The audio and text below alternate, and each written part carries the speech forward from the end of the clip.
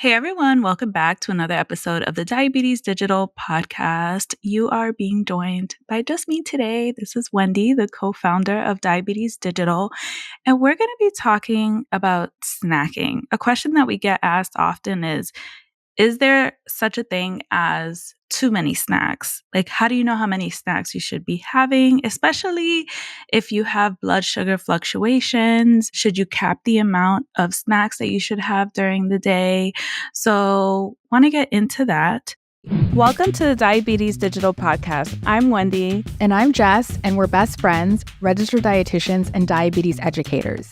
Through our telehealth platform, diabetesdigital.co, we offer accessible and personalized virtual nutrition counseling for people with diabetes and prediabetes. Visit diabetesdigital.co, that's C-O, to book your first appointment. We accept insurance and offer affordable self-pay options. Now, let's get into today's episode. I'll start by saying that there's nothing wrong with snacking. And in my experience, there's two camps. There's people that snack and there's people who don't. For example, I'm not a snacker. I've never been a big snacker. I like just having my meals. There isn't necessarily a right way. Some people just prefer to have a little something in between meals. That's absolutely okay. And it can actually be helpful, especially if you have big fluctuations with your blood sugar. It might help you keep those blood sugars a lot more stable, especially if you are planning those snacks out and you're pairing different food groups together. Many people need snacks for energy, for focus, like I said, for stable blood sugar. And this idea of like less food is better is definitely not helpful. It's not going to be helpful for your blood sugars. It's not going to help you feel satiated and supported throughout the day. So it's really important to listen to your body and listen to your hunger cues. Like, what is your body requesting during the day? Do you do better with just like those 3 solid meals? Or maybe like some people do better with like smaller, more frequent meals. It's not necessarily considered snacking, but maybe you have like a smaller meal 5-6 times a day, right? And some people do better with that model. So you have to really ask yourself, okay, what helps me feel satisfied throughout the day? Because what happens is if you're going off of someone else's guidebook and you're like, oh, well, this is what so-and-so is doing. This is what so-and-so told me that I should be doing. What happens is that you're not following your own internal cues. You end up under eating. And as a result, you end up overeating, right? Like later in the day or at some point, it could lead to like binge eating behavior. So it's really important to figure out, okay, what does my body actually thrive off of? Like what model? And it's different for everyone. And again, like no method is better than the other. I will say that sometimes with snacking, it could be tied to food anxiety, to emotional eating, to stress, to boredom. So it is important to, again, like when you're checking in with your body, really ask yourself, like, okay, when I'm reaching for those snacks, is it that I'm hungry and I need something to hold me over until the next meal? Or is this a response to stress, to anxiety, to not having anything to do at the moment? And so you're using food to cope with whatever emotion is coming up, because that happens really often too, right? So it's important to identify that so that you can create other coping strategies that have nothing to do with food. Also, it's important to note that if you exercise regularly or if you have like a higher activity level, you're probably going to want those snacks because your body is demanding more energy. Also, like if you have a very demanding schedule and you have really long gaps between your meals, that's another situation where you're probably going to do well with snacks, right? Because most people don't do well going hours and hours with no food. There are certain medications that might increase your appetite. And so snacks would be a good fit for someone like this. On the other hand, there are medications that decrease your appetite, like a lot of these GLP-1s. And so in that case, the smaller meals are probably going to be more helpful, or just like, having your solid meals and maybe not having the snacks, right? Because your appetite is not as strong as it used to be. Also, I will say that if you are chronically stressed or you're not sleeping well, that's another situation where you might be more hungry because your cortisol levels are being increased. And so you might be prone to more snacking because of that.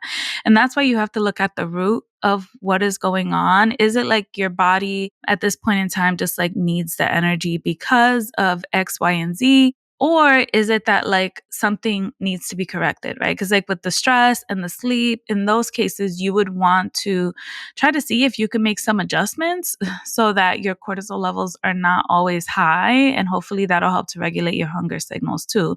But if it's a case of like you exercise a lot and like your body just really needs that extra energy, that's totally fine. Now, I mentioned earlier that some people ask, okay, how many snacks should I have? And the reality is that there isn't like a correct number of snacks for people. It's all very individual. What happens is the pattern that you have, not like, okay, I'm only going to have 3 snacks in one day. It's more so like what consistently makes you feel good. For example, if you're having like 5 snacks one day and then the next day you're like, okay, I'm not having any snacks at all. We would want to work towards more consistency, because what happens is when you have that consistency, you're better able to connect with your body's hunger cues and also identify like, okay, what works, what doesn't work. Because if you have a different plan every day, it's going to be harder to identify what you feel best with. Now, when it comes to the timing of the snacks, this is also different for everyone. There is this idea that you shouldn't snack before bed. And I will say that eating anything right before bed, it's usually not very comfortable in terms of digestion. Like you might get some reflux, you might be uncomfortable. And it is good to have some kind of movement after you're eating. But depending on different factors, especially if you have diabetes and you're on insulin or other medications, it might actually be helpful to have a nighttime snack. So if this is something that you're unsure about, make sure that you speak with your dietitian. If you don't have a dietitian, you already know we have a whole team of incredible dietitians that you can work with. Go to diabetesdigital.co. It is covered by insurance. That's my plug for the day.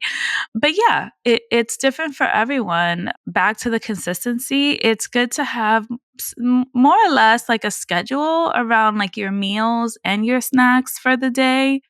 And again, this will help you identify what you feel best doing. Now, if you're feeling like you're always starving between meals, you're grazing all day, you're never satisfied, you're skipping meals, and then you end up overeating later, you're coping with emotions, with food, which I mentioned earlier, or you feel really guilty after you're having your snacks, then that's definitely a sign that you should be working with a dietitian, because there might be something else going on, right? Like, especially if you're like ravenous between meals and you're just like, okay, why am I so hungry? Additional testing might be needed. A dietitian can help you connect with the right health professional so that you can get the care that you need. Or if it's something related to like emotional eating, or disordered eating, that's something that a dietitian can support you with as well. So to wrap up, snacking is completely normal.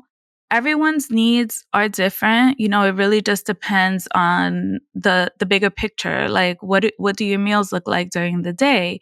Are you having smaller meals? Are you having bigger meals? And then you kind of plan your snacks around that. There are going to be factors that are going to make you more likely to snack. One might be like your menstrual period. Another might be high exercise, high activity, high stress, high cortisol. Like all of those factors can play a role in you reaching out for those snacks. And remember that there's absolutely nothing wrong with snacking. We encourage snacking if it's something that helps you feel more satisfied during the day, where you feel like you're nourished, your needs are being met. So definitely reach for those snacks. And I hope this episode was helpful. We will catch you next time. Bye. Thanks for joining us for today's episode. If you're interested in nutrition counseling with one of our expert dietitians to help improve your prediabetes or diabetes, visit us at diabetesdigital.co. Also, if you found our conversation helpful, do us a favor and rate and review this podcast on iTunes, plus share with someone who might find this helpful. You can also connect with us on Instagram at diabetesdigital.co. And tune in every Wednesday for practical, inclusive, and culturally humble diabetes insights. We'll catch you later. Bye.